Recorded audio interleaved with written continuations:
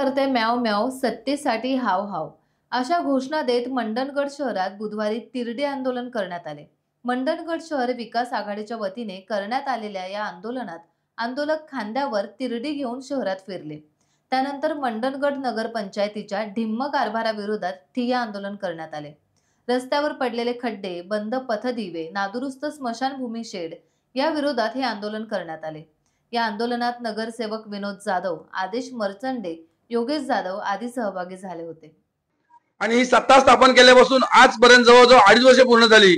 या 2.5 वर्षामध्ये मंडणगडच्या एकाही रस्त्याचं काम झालेलं नाही, एकही खड्डा बुजवलेला नाही। पाण्यासाठी लोकांना 7-7, 8-8 दिवस वाट पाहावी लागते, पाण्यासाठी वणवण करावी लागते। आणि यामुळेच काही मंडणगडची नगर जी लोकसंख्या होती, जवळजवळ 3,500 लोकसंख्या होती, आज ती 500 ते 1000 कमी झाली। याला जबाबदार हे सत्ताधारी आहेत। मंडणगडमध्ये ते विकास करत नव्हते, मात्र आम्ही बघायची भूमिका घेतली नाही।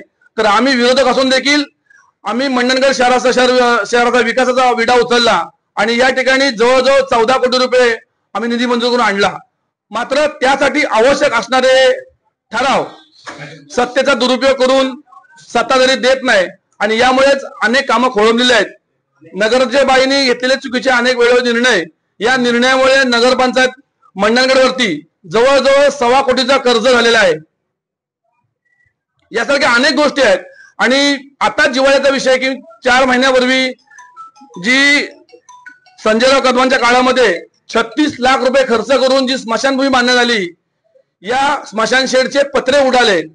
आणि मित्रांनो, अशी परिस्थिती आहे की आमच्या या शहरातील गावातील जे काही मृत्युमुखी झाले त्यांचा दहनविधी करत असताना अचानक पाऊस पडून ते म्हणजे शव अर्धवट राहिलेला आहे आणि ते शव दुसऱ्या दिवशी जाऊन पुन्हा एकदा विजय करून त्यांच्यावर अंत्यविधी अग्नी देऊन अग्निसंस्कार करून पूर्ण करण्यात आले।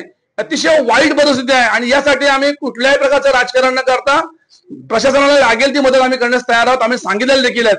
मात्र गेले 4 महिने झाले मंडणगड शहरवासीय जिवंतपणे या शहरामध्ये नरक यातना भोगता येतच, कारण वेळेवर पाणी नाही, रस्ते नाही, वीज नाही आणि नगरपंचायत अनेक वेळा शास्ती लावते नगर जर वेळेवर कर भरले नाही, मात्र सुविधा देण्यास ती ही नाही म्हणजे सक्षम नाही।